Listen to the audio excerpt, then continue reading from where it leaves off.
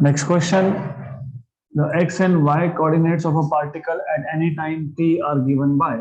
So x coordinate is 7t plus 4t square and y coordinate is 5t, where x and y are in meter and t is in second. The acceleration of the particle at t equal to 5 second is. तो acceleration find करना है, मतलब velocity लगेगा, क्योंकि acceleration is dv by dt. तो पहले v फाइंड कर लो, which is dx by dt. Okay, तो ये vx हो जाएगा. Similarly vy you can find out, which is dy by dt. तो you will have vx equal to x का डेरिवेटिव 7t का डेरिवेटिव 7 और ये आएगा 8t, क्योंकि 4 अलग से, t स्क्वायर का 2t, और यहाँ पे भी आपको अगर चाहिए डेरिवेटिव तो दिस इज जस्ट 5. ओके, तो ax is dvx by dt. 7 का डेरिवेटिव 0 और 8t का डेरिवेटिव 8. सिमिलरली यहाँ पे ay which is dy by dt, this is equal to 0. तो अब आपको पता है acceleration a is under root of x component square plus y component square, तो under root of 8 square plus 0 square, तो a equal to under root of 8 square, मतलब under root of a. Option number B. Simple question था, extremely simple question. Okay,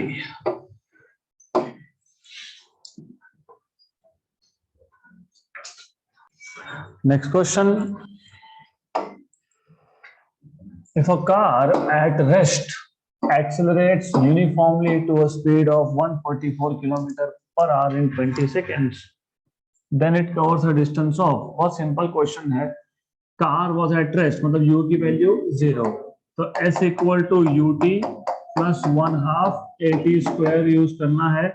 s equal to u is 0, half at square. a मिल गया तो question solve हो जाएगा. तो you know v equal to u plus 80. u तो वैसे भी 0 था, तो v इक्वल टू 0 प्लस 80, मतलब यहां से मिल जाएगा a equal to v by T. Equation number 2 जो है इक्वेशन नंबर 1 में सब्स्टिट्यूट कर लो. तो from equation number 1 and 2 what you can do is s equal to 1/2a, but a is v by t, और ये आ गया t square, cancel and cancel, तो s equal to half v t. This is what you have. अब हो गया solve, लेकिन v यहाँ पे किलोमीटर पर आवर में है, तो आपको पता होना चाहिए मीटर पर सेकंड में कन्वर्ट करने के लिए 5/18 से मल्टीप्लाई करोगे और t की वैल्यू है 20. ये 1 जा और ये 8 जा, 8 ये 1 और ये 10, 8 5 जा 40 और into 10 400 meter. Option number B.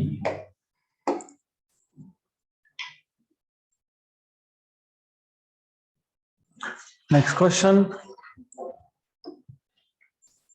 The relation 3t equal to root of 3x plus 6 describes the displacement of a particle in one direction where x is in meter and t is in second. The displacement when velocity is 0. तो आपको दिया है 3t equal to root of 3x plus 6. अगर आपको याद होगा तो कल हमने इस टाइप का क्वेश्चन सॉल्व किया था. I told you कि नॉर्मली क्या होता है कि x is a function of time. तो आपको अगर वेलोसिटी निकालना है तो डायरेक्टली आप डेरिवेटिव लेते हो x का, लेकिन इस केस में उल्टा है. इस केस में आपको उल्टा दिया है time is a function of x. But last problem, मतलब जो हमने कल सॉल्व किया था, उसमें इशू क्या था कि इट वाज लिटिल कॉम्प्लिकेटेड, मतलब आप x और t को सेपरेट नहीं कर पा रहे थे.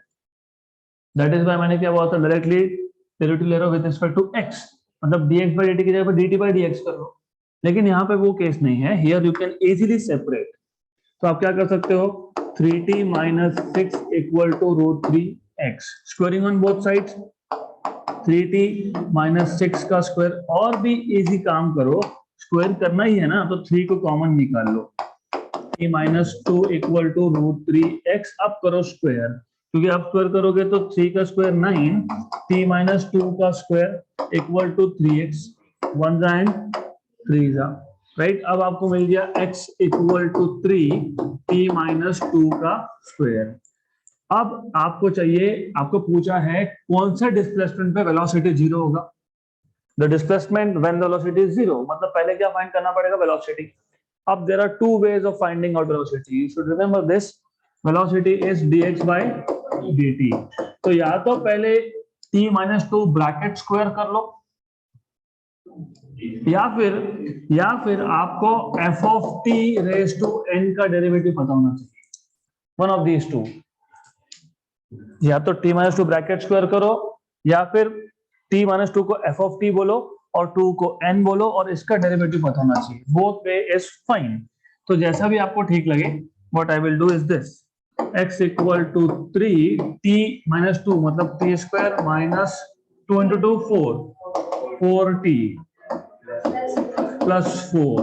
ओके, अब टेक डेरिवेटिव, और ऑफ कोर्स 3 क्या है, कांस्टेंट है, कांस्टेंट कहां जाएगा, डेरिवेटिव के बाहर। टी स्क्वायर का डेरिवेटिव क्या है, 2t माइनस 4 प्लस 0, तो लिखूंगा नहीं मैंने।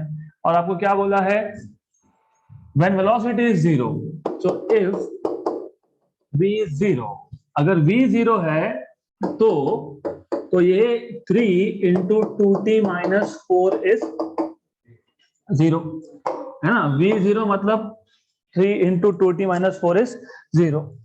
3 को वहां शिफ्ट कर दोगे तो गया 0, मतलब 2t माइनस 4 इज 0, मतलब 2t इक्वल टू 4, मतलब t equal to 2 second, right. हमें पूछा क्या था, हमें पूछा था डिस्प्लेसमेंट, मिला क्या, टाइम। तो एक काम करो, ये इक्वेशन नंबर 1 जो है, ये डिस्प्लेसमेंट का इक्वेशन है, put t equal to 2 in equation number 1। तो आपको मिल जाएगा x की value, x equal to 3 t square 2 square मतलब 4 माइनस 8 प्लस दिस इज 0, तो आंसर इज 0। तो velocity is 0 when displacement is 0, right? Good.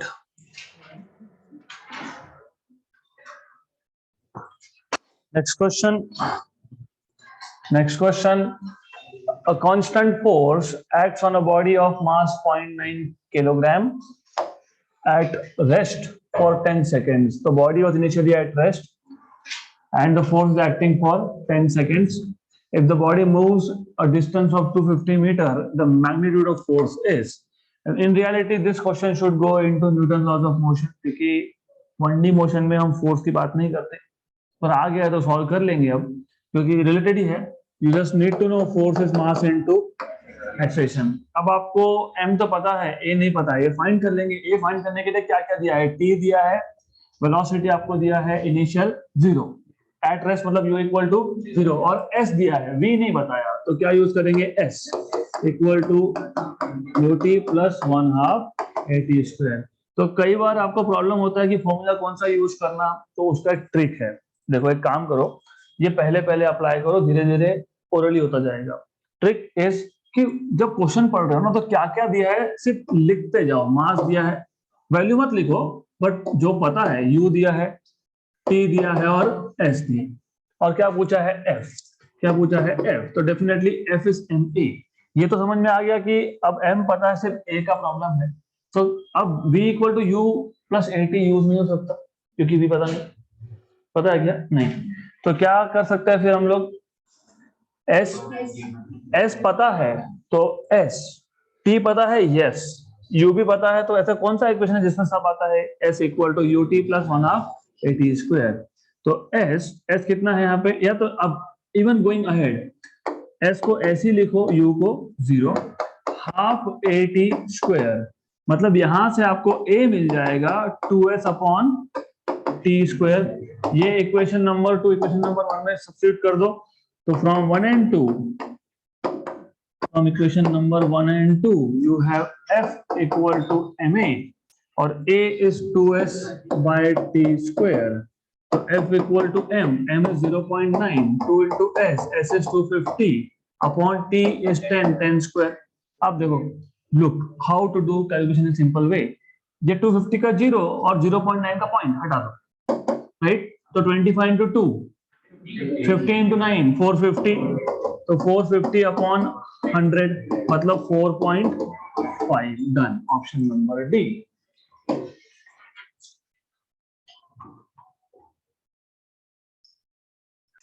Next question. A particle starts from rest, accelerates at 2 meters per second square for 10 seconds, then goes for a constant speed for 30 seconds, and then deaccelerates at 4 meters per second square till it stops. What is the distance traveled by it? अब ये question दो तरीके से solve हो सकता है. One is normal using equation, दूसरा है ग्राफिकल. और अगर आपको याद होगा तो इस चैप्टर का जब मैंने थ्योरी बताया था तो हमने position time graph, velocity time graph देखा था. तो what we will do is हम लोग इसको ग्राफ से सॉल्व कर लेंगे so that you also understand कि ग्राफ का यूज कब और कैसे करना है. तो अब वी विल plot time along x-axis and velocity along y-axis. Particle starts from rest, मतलब t equal to 0, v equal to 0. और जो velocity मैं यहाँ प्लॉट कर रहा हूँ, remember this is in meter per second and time is in second. Starts from rest, accelerates at 2 meter per second square for 10 seconds. तो आप वैसे सॉल्व नहीं करना चाहिए, but just to tell you, you should know v1 equal to u1 plus a1 t1. तो v1 find करना है, मतलब 10 सेकंड के बाद स्पीड कितना होगा वो फाइंड करना है. u1 कितना है 0, a1 कितना है 2, t1 कितना है 10. तो v1 कितना हो गया 20 मीटर पर सेकेंड. तो ये याद रखो 10 सेकंड में वेलोसिटी 0 से हो गया 20. तो ये आ गया आपका 10 सेकंड का ग्राफ, राइट. और ये जो वैल्यू होगी यहाँ पे दिस इज इक्वल टू 20 किसकी, वेलोसिटी की. और यहाँ पे टाइम की वैल्यू आपको मिलेगी 10 सेकेंड्स, राइट. 10 सेकेंड्स. हाँ, तो 2 metre per second square acceleration था, हम यहाँ पे वेलोसिटी प्लॉट कर रहे हैं. वेलोसिटी कितना है 20 है. Very good. ओके, क्यों कर रहा हूँ, क्या फाइंड करना है आपको, डिस्टेंस. तो मैं इसलिए मैंने बोला कि ग्राफ आपको पता होना चाहिए. पोजीशन टाइम ग्राफ का स्लोप आपको वेलोसिटी देता है, एक ही क्वांटिटी देता है. बट वेलोसिटी टाइम ग्राफ आपको दो चीजें देता है, एक्सेलरेशन एंड डिस्टेंस. क्या पूछा है, डिस्टेंस, इसलिए मैं ग्राफ प्लॉट कर रहा हूं. गुड. देन अगले 30 सेकंड तक and then goes for constant speed, मतलब 20 मीटर पर सेकंड की ही स्पीड से जाएगा अगले 30 सेकंड तक, right. And then goes for constant speed for 30 seconds. तो ये याद रखना, अगले 30 सेकेंड, 10 और 30 40. तो ये आ गया अगले 30 सेकेंड का graph, straight line, right. Then आगे बोला है then decelerates till it stops. और what is the deceleration 4. Very good. अब मैं आपको एक चीज बता देता हूं, नॉर्मली वैसे आपको पता होनी चाहिए बट एनीवेज.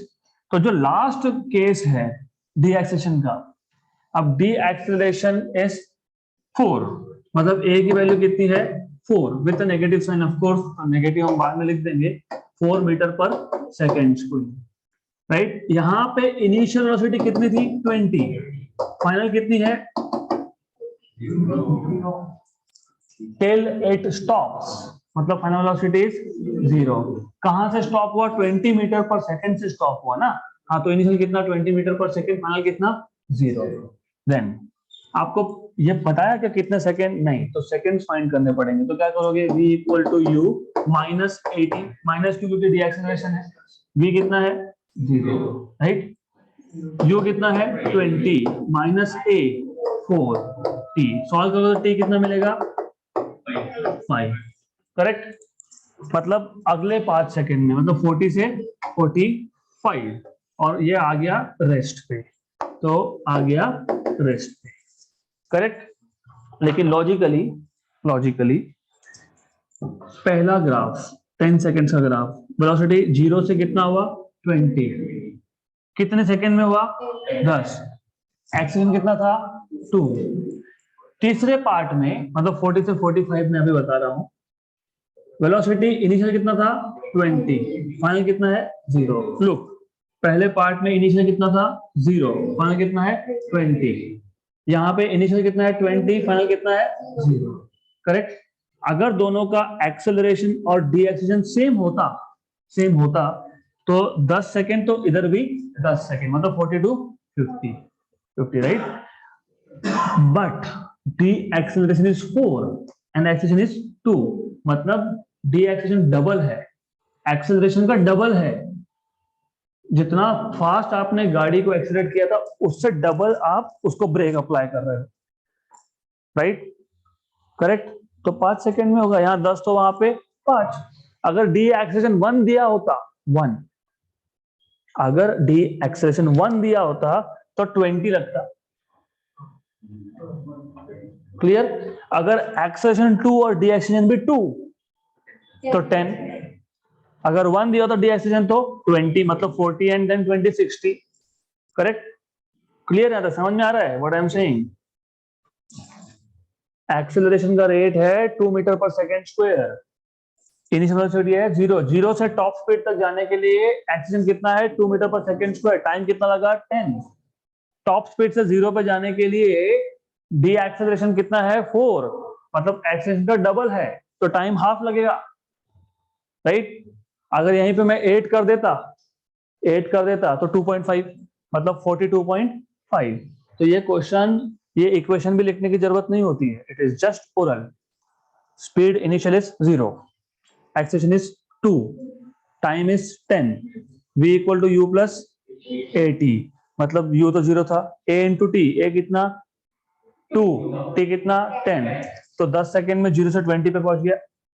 अगले 30 सेकेंड तक, मतलब 10 टू 40 कांस्टेंट। फिर डी एक्सेलरेशन कितना है 4, मतलब ये अगले 5 सेकंड में रुकने वाला है, मतलब 40 से 45, राइट। और आपको याद होगा distance travelled is given by area under the curve. ये एरिया फाइंड करो। अब एरिया कैसे फाइंड करते हो, पहला ट्राइंगल है, तीसरा ट्राइंगल है, और wait a minute, don't be in hurry, area of triangle is half base into height, या तो फिर ट्रेपेजियम कर सकते हो, या फिर एरिया ऑफ ट्राइंगल, पहला triangle half base into height, what is base 10, what is height 20, मतलब 200, उसका हाफ मतलब 100। और मैंने पहले ही बताया ये 100 तो ये 50 आएगा, सिंपल, क्योंकि टाइम यहाँ पे 10 था, यहाँ पे 5 है, और this is 40 minus 10 30, 30 into 20 100 650, done, खत्म। Next question, the engine of a motorcycle can produce maximum acceleration 5 meter per second square. It brakes can produce a maximum retardation of 10 meter per second square. What is the minimum time in which it can cover a distance of 1.5 kilometer? तो ये maximum को मैंने जानबूझ के highlight किया है। Remember one thing, अगर आपके पास एक क्वेश्चन है जिसमें मैक्सिमम एक्सेलरेशन और मैक्सिमम रिटार्डेशन ऐसा मेंशन किया है, तो एक फॉर्मूला है डिस्टेंस कवर्ड का, s equal to 1/2 alpha beta upon alpha plus beta into T square, where alpha is maximum acceleration and beta is maximum retardation। तो ये याद रखना कि ये जो फॉर्मूला है ये strictly only applicable when they have used words maximum. अगर मैक्सिमम में वर्ड यूज नहीं होगा तो ये फॉर्मूला भी यूज नहीं होगा। गुड। और अगर आप भूल जाओ, याद नहीं आ रहा है सही है कि नहीं, तो डायमेंशनली चेक कर लो। Acceleration is metre per second square, retardation is also metre per second square. नीचे एक्सेलरेशन प्लस रिटार्डेशन, मतलब डायमेंशनली तो मल्टीप्लिकेशन नहीं होगा, एडिशन होगा ना, distance plus distance is distance, तो acceleration plus acceleration is acceleration, मतलब नीचे क्या आएगा मीटर पर सेकेंड स्क्वायर, और टाइम का स्क्वायर, कैंसल एंड कैंसल, क्या बचा metre per second square into second square, cancel cancel, metre metre, distance है राइट, तो डायमेंशनली क्या है करेक्ट है। तो रिमेंबर वन थिंग, ये फॉर्मूला तब यूज होगा when they have used words maximum and maximum for both acceleration and retardation. अब डिस्टेंस कर्व कितना बोला है, 1.5 किलोमीटर मतलब 1500 metre, 1500 meters. Half. What is alpha value? 5. What is beta value? 10. 5 plus 10, 15. Correct? 1 जा 3 जा 1 जा 5 जा 1 जा 300. Right? This is 900. So t square equal to 900. So t equal to 30 seconds. हो गया ऑप्शन नंबर ए खत्म. Next question. Okay, a car starts from rest and moves with uniform acceleration on a straight road from time t equal to 0 to time t equal to capital T. After that, a constant deceleration brings it to rest. In this process, the average speed of the car is.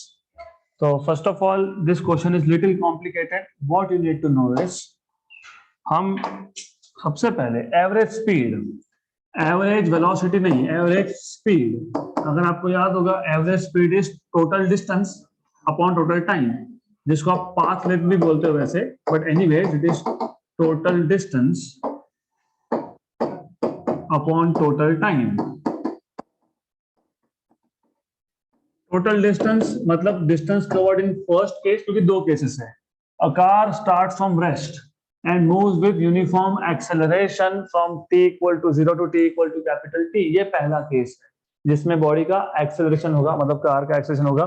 फिर after that constant deceleration, मतलब फिर break apply करेगा गाड़ी and the vehicle will stop, मतलब it will start retarding.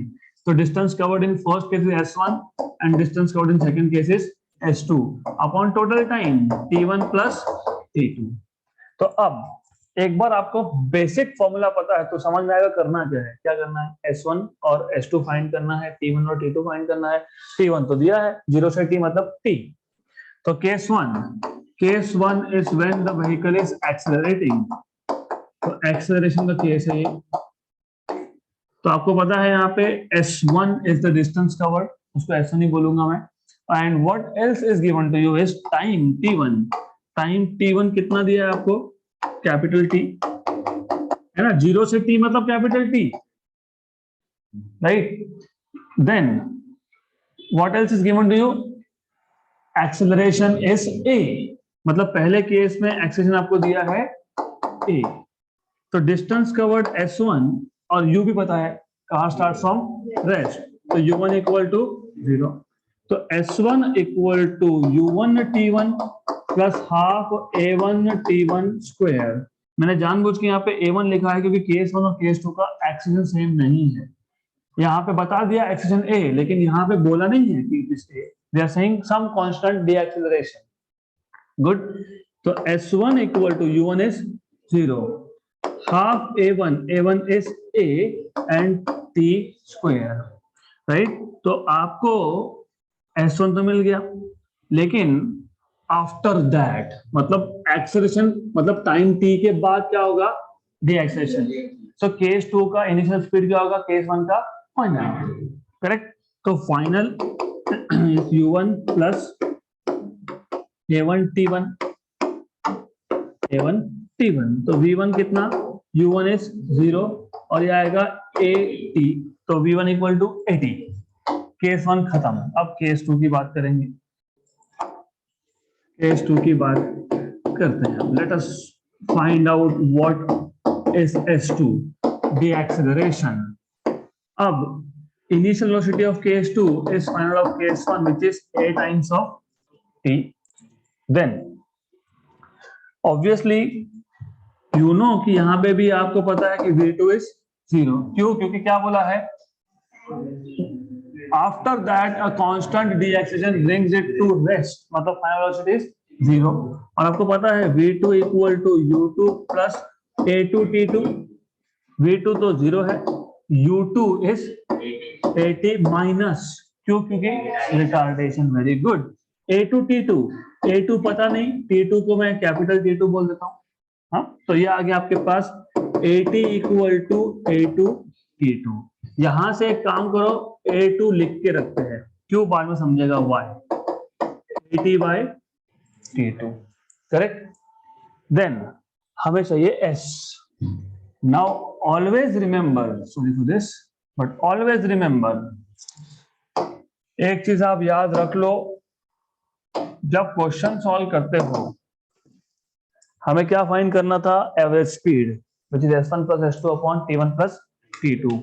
s1 पता है, find कर लिया, t1 दिया है, मतलब s1 t1 का प्रॉब्लम नहीं है, s2 फाइंड करना पड़ेगा, और t2 भी पता नहीं है, मतलब s2 t2 दोनों पता नहीं। तो डेफिनेटली s के दो इक्वेशन है, एक है s2 equal to u2 t2 plus 1/2 a2 t2 square, और एक है v2 square equal to u2 square plus 2a2 s2। The thing is कि अब इसमें से कौन सा यूज करना चाहिए और कौन सा यूज नहीं करना चाहिए, दोनों ही यूज कर सकते हो, but wait a minute, the thing is second is better. क्यों? क्योंकि आपको v2 भी पता है, व्हाट इज v2? 0, तो ये यूज करोगे तो 0, u2 भी पता है, व्हाट इज u2? 80, और इसका स्क्वायर, माइनस, माइनस क्यों? Retardation, minus is because of retardation, very good. तो ये आ गया -2 a2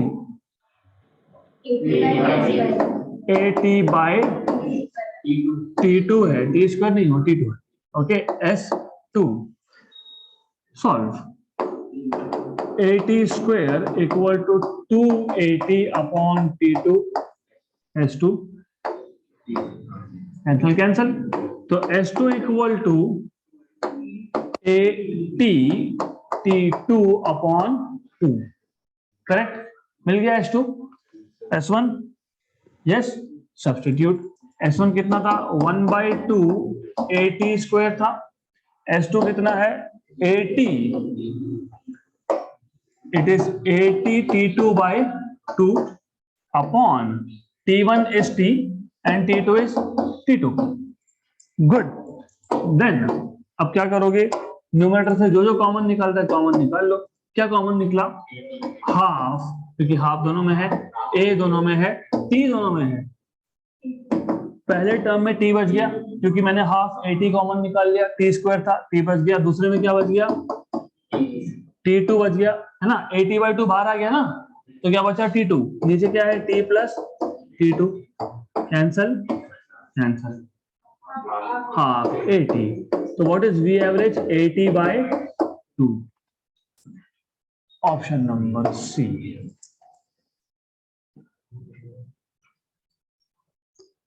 next question,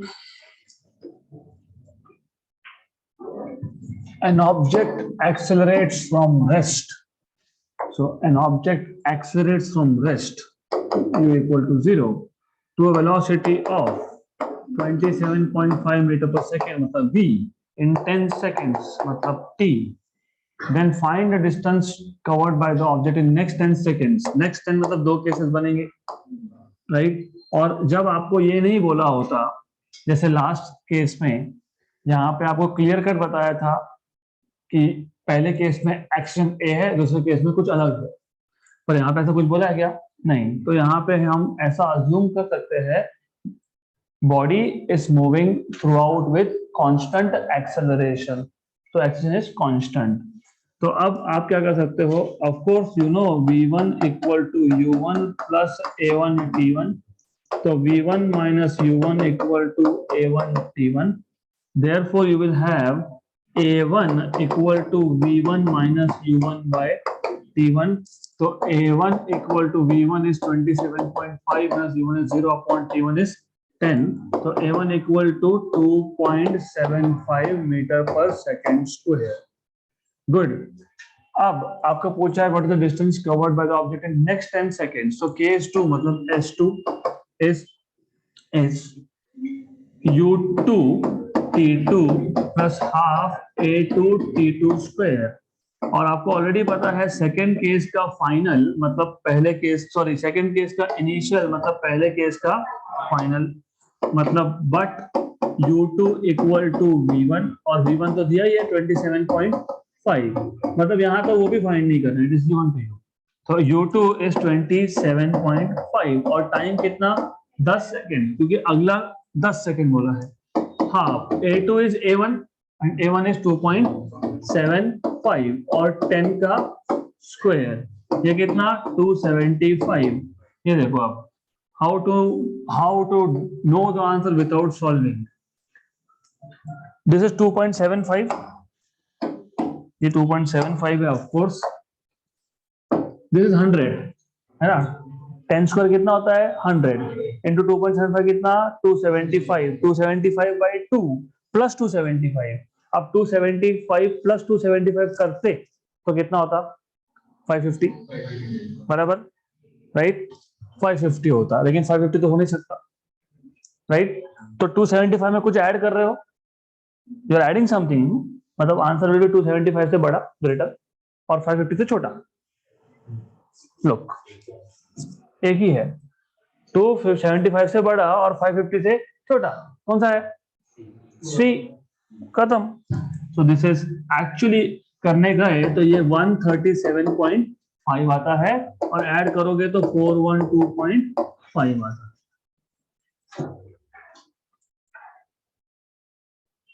next question. The displacement of a particle is proportional to cube of time elapsed. Elapsed मतलब जितना time हो गया elapsed. How does the acceleration of the particle depend on time? कहता कैसे? Displacement is proportional to t cube. हमको पता है velocity is dx by dt, मतलब डेरिवेटिव लोगे. t cube का डेरिवेटिव क्या होता है 3t square, मतलब v is proportional to t square. 3 नहीं लिखा मैंने क्योंकि कांस्टेंट है. Okay good. एक्सेलरेशन क्या होता है dv बाय dt. अब इसका डेरिवेटिव लोगे तो कितना आएगा 2t, लेकिन 2 क्या है कांस्टेंट है तो नहीं लिखेंगे, तो a is proportional to t. Option number D. खत्म. Next question.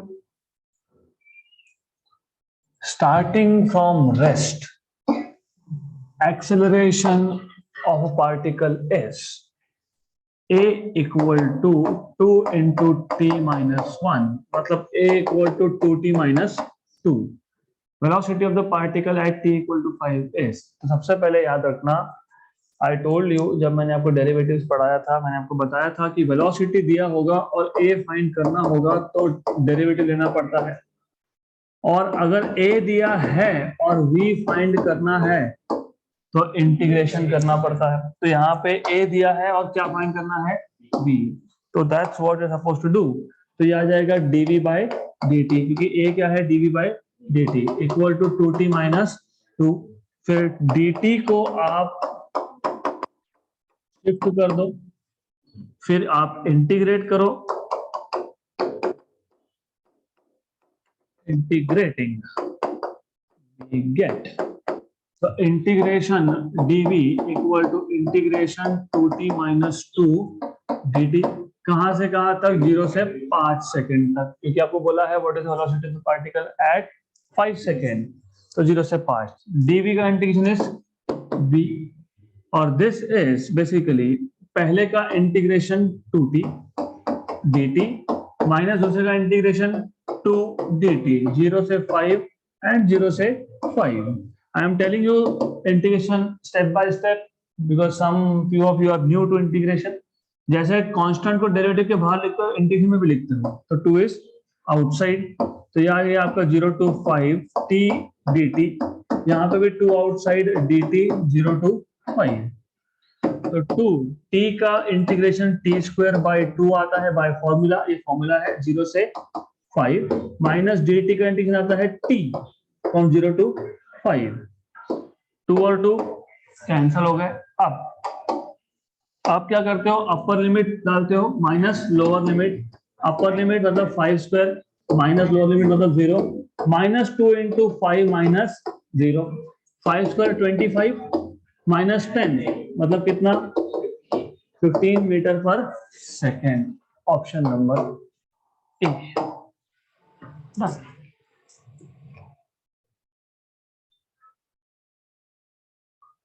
Next question.